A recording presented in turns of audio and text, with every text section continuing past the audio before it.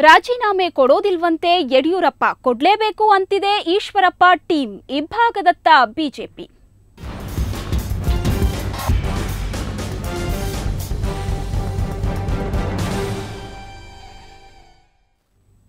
ಯಡಿಯೂರಪ್ಪಗೆ high command ಅಂತಿಮವಾದ ಎಚ್ಚರಿಕೆಯನ್ನ ನೀಡಿದೆ. CM ತಕ್ಷಣ ರಾಜೀನಾಮೆಯನ್ನ ಕೊಡಲೇಬೇಕು, ಇಲ್ಲವಾದ್ರೆ ಸರ್ಕಾರ ಹೋದ್ರೂ ಪರವಾಗಿಲ್ಲ, ಉಚ್ಚಾಟನೆ ಖಚಿತ ಅಂತ ಯಡಿಯೂರಪ್ಪಗೆ ಫೈನಲ್ ವಾರ್ನಿಂಗ್ ನೀಡಿದೆ.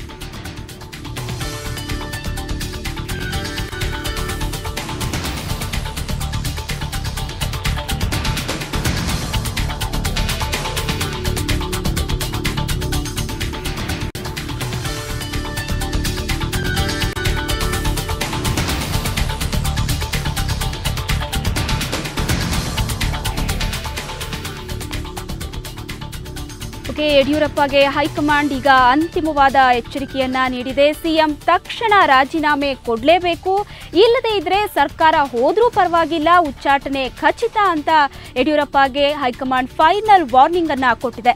ಸಚಿವರಾದಂತಹ ಶೋಭಾ ಕರಂದ್ಲಾಜೆ, ಬಸವರಾಜ ಬೊಮ್ಮಾಯಿ ಮೂಲಕ ಹೈಕಮಾಂಡ್ ಯಡಿಯೂರಪ್ಪರಿಗೆ ಸಂದೇಶವನ್ನ ರವಾನಿಸಿದೆ. ಅಲ್ಲದೆ ಯಾವುದೇ ಬ್ಲಾಕ್ ಮೇಲ್ ತಂತ್ರಕ್ಕೆ ಮಣಿಯದಿರಲು ಹೈಕಮಾಂಡ್ ನಿರ್ಧಾರ ಮಾಡಿದೆ. ಈ ಬಗ್ಗೆ ಹೆಚ್ಚಿನ ಮಾಹಿತಿಯನ್ನ ಪಡೆಯೋಣ ನಮ್ಮ ಪ್ರತಿನಿಧಿ ಪ್ರಶಾಂತ್ ನಾಥೋಯಿಂದ. ಪ್ರಶಾಂತ್, ಹೈಕಮಾಂಡ್ನ ಒಂದು ಮಾತಿಗೆ ಸಿಎಂ ಕ್ಯಾರೆ ಅಂದಿಲ್ಲ, ಈಗ ಹೈಕಮಾಂಡ್ ಒಂದು ಎಚ್ಚರಿಕೆಯನ್ನ ನೀಡಿದೆ, ರಾಜೀನಾಮೆಯನ್ನ ನೀಡಲೇಬೇಕು, ಇಲ್ಲಾದ್ರೆ ಉಚ್ಚಾಟನೆ ಮಾಡೋದು ಖಚಿತ ಅಂತ. ಒಟ್ಟಾರೆ ಇದಕ್ಕಾದ್ರೂ ಸಿಎಂ ಮಣಿತಾರಾ, ರಾಜೀನಾಮೆ ಕೊಡ್ತಾರಾ, ಹೇಗೆ? ಸಂಜೆ ರಾಜನಾಥ್ ಸಿಂಗ್ ಮತ್ತು ಅರುಣ್ ಜೇಟ್ಲಿ ಮುಖ್ಯಮಂತ್ರಿಗಳ ಮನೆಗೆ ಹೋಗಿ ಬಂದ ನಂತರ ಮುಖ್ಯಮಂತ್ರಿಗಳು ತೀವ್ರವಾಗಿರ್ತಕ್ಕಂಥ ಷರತ್ತುಗಳನ್ನ ಮುಂದಿಟ್ಟಾಗ ರಾಜನಾಥ್ ಸಿಂಗ್ ಮತ್ತು ಅರುಣ್ ಜೇಟ್ಲಿ ನಿತಿನ್ ಗಡ್ಕರಿ ಅವರಿಗೆ ಈ ವಿಷಯವನ್ನ ತಿಳಿಸಿದ್ದಾರೆ. ಆಗ ನಿತಿನ್ ಗಡ್ಕರಿ ಇನ್ನುಳಿದ ನಾಯಕರ ಜೊತೆ ಸಮಾಲೋಚನೆಯನ್ನ ನಡೆಸಿ ಯಾವುದೇ ಕಾರಣಕ್ಕೂ ಈ ರೀತಿ ಷರತ್ತುಗಳನ್ನ ಇಟ್ಟುಕೊಂಡು ಸರ್ಕಾರವನ್ನ ನಡೆಸಲು ಸಾಧ್ಯವಿಲ್ಲ, ಒಂದು ವೇಳೆ ಆ ಹಂತ ಬಂದಲ್ಲಿ ನಾವು ಸರ್ಕಾರಕ್ಕಿಂತ ಪ್ರಮುಖವಾಗಿ ಪಕ್ಷದ ಒಂದು ಇಮೇಜ್ ಉಳಿಸಿಕೊಳ್ಳುವುದರತ್ತ ನಮಗೆ ಹೆಚ್ಚು ಗಮನವನ್ನ ಕೊಡ್ತೇವೆ ಅಂತಕ್ಕಂಥ ಒಂದು ಸ್ಪಷ್ಟ ನಿರ್ಧಾರವನ್ನ ಬಿಜೆಪಿ ಹೈಕಮಾಂಡ್ ತೆಗೆದುಕೊಂಡ ಹಾಗೆ ಕಾಣ್ತಾ ಇದೆ ಸೌಮ್ಯ. ಅದೇ ಕಾರಣದಿಂದ ನಿತಿನ್ ಗಡ್ಕರಿ, ರಾಜನಾಥ್ ಮತ್ತು ಅರುಣ್ ಜೇಟ್ಲಿ ಅವರಿಗೂ ಕೂಡ ಸ್ಪಷ್ಟವಾಗಿ ಹೇಳಿದ್ದಾರೆ, ಆ ರೀತಿಯಾಗಿರ್ತಕ್ಕಂಥ ಒಂದು ಸ್ಥಿತಿಯಲ್ಲಿ ಮೊದಲು ನಾಯಕತ್ವ ಯಾರು ನಾಯಕರಾಗಬೇಕು ಅಂತಕ್ಕಂಥ ಚರ್ಚೆ ಮೊದಲು ಪ್ರಾರಂಭವಾಗುವುದು ಸಾಧ್ಯವಿಲ್ಲ. ಮೊದಲು ಮುಖ್ಯಮಂತ್ರಿ ಯಡಿಯೂರಪ್ಪನವರು ರಾಜ್ಯಪಾಲರ ಬಳಿಗೆ ತೆರಳಿ ರಾಜೀನಾಮೆಯನ್ನ ನೀಡಬೇಕು, ನಂತರವಷ್ಟೇ ಈ ಚರ್ಚೆಗಳು ಆರಂಭವಾಗಲಿವೆ.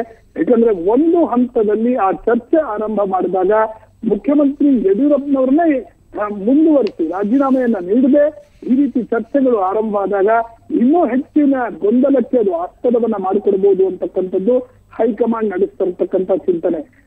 ಸ್ಪಷ್ಟವಾಗಿರ್ತಕ್ಕಂಥ ಸಂದೇಶವನ್ನ ಹೈಕಮಾಂಡ್ ಮುಖ್ಯಮಂತ್ರಿ ಯಡಿಯೂರಪ್ಪನವ್ರಿಗೂ ಕೂಡ ರವಾನಿಸಿದೆ. ಸರ್ಕಾರ ಹೋದ್ರೂ ಚಿಂತೆ ಇಲ್ಲ, ನಾವು ಯಾವುದೇ ಕಾರಣಕ್ಕೂ ಕೂಡ ಈ ಅಶಿಸ್ತನ್ನ ಸಹಿಸಲು ಸಾಧ್ಯವಿಲ್ಲ ಮತ್ತು ಇದು ಪಕ್ಷದ ಇಮೇಜ್ಗೆ ಇನ್ನೊಂದು ರೀತಿಯ ಹೊಡೆತವನ್ನ ಕೂಡ ಕೊಡುತ್ತೆ ಮತ್ತು ಬಿಜೆಪಿಯ ಪಾರ್ಲಿಮೆಂಟರಿ ಬೋರ್ಡ್ ಒಂದು ನಿರ್ಧಾರವನ್ನ ತೆಗೆದುಕೊಂಡಾಗ ಅದನ್ನ ಪಾಲಿಸದೆ ಹೋದಲ್ಲಿ ಬೇರೆ ರಾಜ್ಯಗಳಿಗೂ ಕೂಡ ಏನು ಸಂದೇಶ ಅಂತಕ್ಕಂಥದ್ದು ಹೈಕಮಾಂಡ್ ಮಾಡ್ತಾ ಇರ್ತಕ್ಕಂಥ ಚಿಂತನೆ. ಮುಖ್ಯಮಂತ್ರಿ ಯಡಿಯೂರಪ್ಪನವರನ್ನ ಮನವೊಲಿಸ್ತಕ್ಕಂಥ ಕಡೆಯ ಪ್ರಯತ್ನಗಳು ಹೈಕಮಾಂಡ್ ಹೇಳ್ತಾ ಇರ್ತಕ್ಕಂಥ ಪ್ರಕಾರ ಇವತ್ತು ರಾತ್ರಿ ಇಡೀ ನಡೆಯಬಹುದು.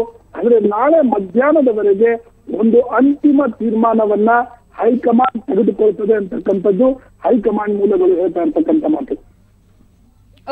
ಧನ್ಯವಾದಗಳು ಪ್ರಶಾಂತ್ ನಾಥು ನಿಮ್ಮೆಲ್ಲ ಮಾಹಿತಿಗಾಗಿ.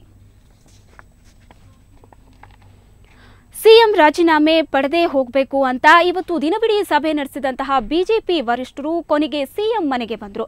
ಆದರೆ ಸಿಎಂ ಮನೆಯಲ್ಲಿದ್ದ ಅವರ ಬೆಂಬಲಿಗರು ಯಡಿಯೂರಪ್ಪ ಬೆನ್ನಿಗೆ ನಿಂತರು. ಬೆಂಬಲಿಗರ ಒಕ್ಕೊರಲ ಕೂಗಿಗೆ ವರಿಷ್ಠರು ಸುಸ್ತಾಗಿ ಬಿಟ್ರು.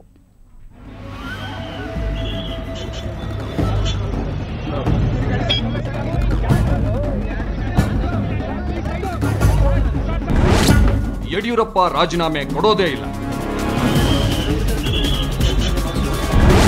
ಹೈಕಮಾಂಡ್ ಬಂದ ದಾರಿಗೆ ಸುಂಕವಿಲ್ಲ. ಹೌದು, ಯಡಿಯೂರಪ್ಪ ಅವರನ್ನ ಕೆಳಗಿಳಿಸೋಣ, ಹೊಸ ಸಿಎಂ ಆಯ್ಕೆ ಮಾಡೋಣ ಅಂತ ಬಂದಿದ್ದ ಬಿಜೆಪಿ ವರಿಷ್ಠರು ಬಂದ ದಾರಿಗೆ ಸುಂಕವಿಲ್ಲದೆ ವಾಪಸ್ ಹೋಗಿದ್ದಾರೆ. ಹೈಕಮಾಂಡ್ಗೆ ಸಡ್ಡು ಹೊಡೆದ ಯಡಿಯೂರಪ್ಪ ರಾಜೀನಾಮೆ ನೀಡೋ ಮಾತೇ ಇಲ್ಲ ಅಂತ ಹೇಳಿದ್ದಾರೆ. ಸಿಎಂ ಸಾಹೇಬ್ರ ಈ ಮಾತಿಗೆ ಬಲ ತುಂಬಿದ್ದು ಪಕ್ಷದ ಶಾಸಕರು, ಸಚಿವರು ಹಾಗೂ ಸಂಸದರು.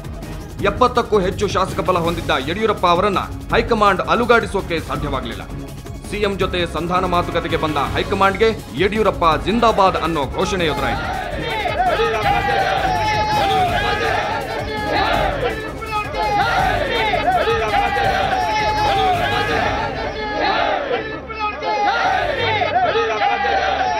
ಇಷ್ಟಾದ ಮೇಲೆ ಪಕ್ಷದ ವರಿಷ್ಠರು ತಲೆ ಎಣಿಕೆಗೆ ಮುಂದಾದ್ರು.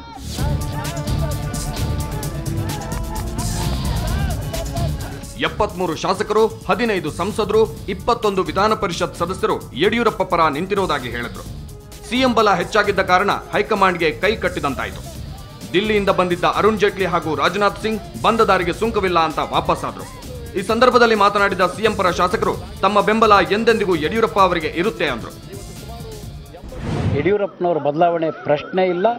ನಾವೆಲ್ಲ ಯಡಿಯೂರಪ್ಪನವರ ಬೆಂಬಲಿಗರಾಗಿ ಅವರನ್ನು ಬೆಂಬಲಿಸ್ತೀವಿ.